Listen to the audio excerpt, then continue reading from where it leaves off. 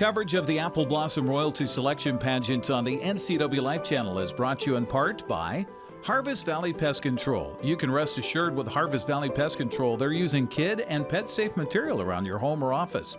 Call Harvest Valley Pest Control today for your free estimate at 509-423-2207. Well, thanks for watching here at the NCWLIFE channel. We're getting a chance to introduce you to our top 10 candidates. And we have Elisha Bartlett, who is here now. And Elisha is the daughter of Tim and Debra Bartlett.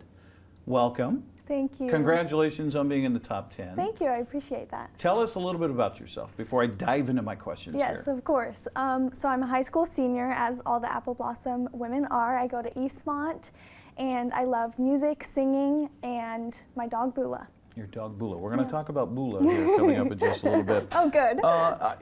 So, sedum? You said in your bio that you like to tend to your sedum. Sedum. Oh, sedum. Sedum. See, Yeah, I'm like learning succulents. something. Okay. Yes. So these are plants? They're plants, okay. indoor plants. Okay. So succulents are a type of plant that don't require a lot of sun or water, so they're pretty low maintenance, but they're really cute. Oh, I need those. No, exactly. There's this plant called a snake plant, and it kind of looks like seaweed. It's that one right there. Oh, okay. But the real version of that, you can leave it 3 months, What no do you mean? water. You don't think this in is the a corner. real I version mean, of what? No, but they're so low maintenance. So Okay. if you're starting a plant collection, start with a snake plant. So how did you decide to run for top 10? Yeah, I wasn't really sure if I was going to do it initially. I'd thought about it last year, seeing some of the people go through the process, and I had Rita, who was a top 10. She was in my first period forensics. So I would kind of talk to her about the process, and I was good friends with Ryan Salcido. And so when I saw her do her speech, I was there watching, and I just thought she did such a good job, and I just was like, I feel like that's something I could do, and that it would be fun to even just do the process and be able to have the opportunity to speak in front of a crowd. So we talked a little bit about Bula, your yellow lab. Yes. Okay, so how did Bula get her name? So is it her, is it she, is it he? It's a he. Oh, it's a he, okay. Yes, We gotta yes. fix that one right away. Okay, so how did Bula get his name? So my mom had a dream about the name Bula, and at this time we were trying to brainstorm names for our dog, and we didn't really have anything that all of us in the family had agreed on. She had this dream, and she told us, I had this dream about a dog named Bula, and we were like, what the heck is Bula? But we ended up all saying, okay, I mean, maybe it's from the Lord, so we named our dog Bula, and then we went to Hawaii a couple years later, and we found out that Bula in Pageant Hawaiian means you the man. Singing. Now, you must be able to sing. How did you learn that you could sing, that you could go and do this in front of people? I think I started singing in probably just church on Sundays, and then I realized that, oh, this is really fun. And so then I did choir and theater at a young age. And past that, I really fell in love with performing.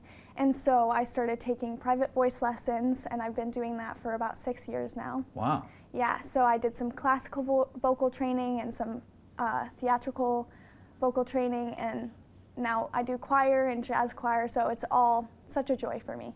So you being a teenager, I have asked all the rest of the ladies this question as well. Do you think the teenagers spend too much time on their phones?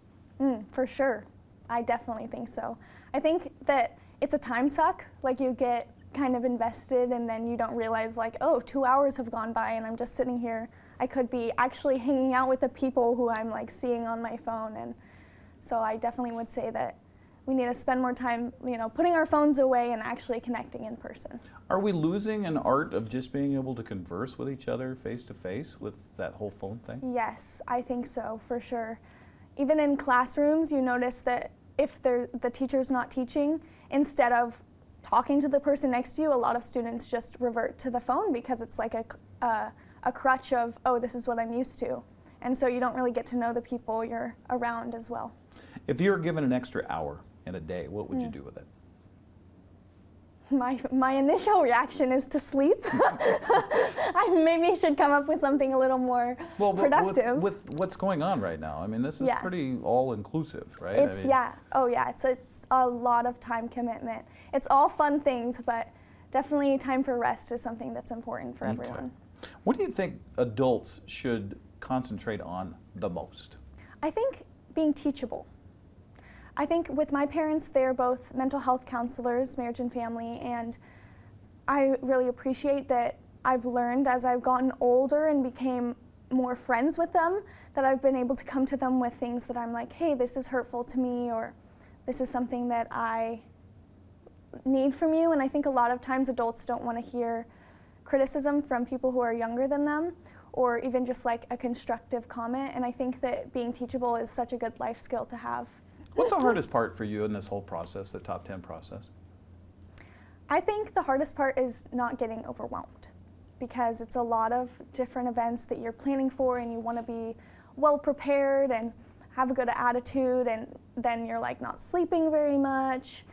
So just being able to be in the moment instead of being stressed about what's next, or Okay, now you said that you have been guilty of the whole phone thing occasionally. So you have a choice here: Facebook, Instagram, Snapchat, or TikTok. Which do you choose and why? To keep? Yeah. Probably Instagram. I don't really like, I deleted TikTok a while ago. I don't really like Snapchat, and I actually don't have Facebook, so Instagram. Facebook's for old people. That's what they say. Elisha, what else should we know? What else should our audience know about you before I let you go? What else should we know? I love coffee, which I'm sure all the top 10 girls do. I also love matcha. Matcha, yes. It's a green tea kind of leaf powder, and they mix it into hot water and milk. It's very good, very high caffeine. Put some honey in there. Okay. Are you turning to matcha a lot with this whole schedule you have going on right now? I try to not have too much caffeine because I'm already a little bit hyper as it is. Well, Elisha, congratulations on being part of the top 10. Thank you so much. Best of luck with this whole process. Thank you. You bet. Elisha Bartlett's joining us here on the NCWLIFE channel. Don't forget the top 10 countdown and our countdown to Coronation and the Pageant presented by Cashmere Valley Bank coming your way on Saturday, February 11th. Our countdown to Coronation at 6 and the Pageant at 7 o'clock.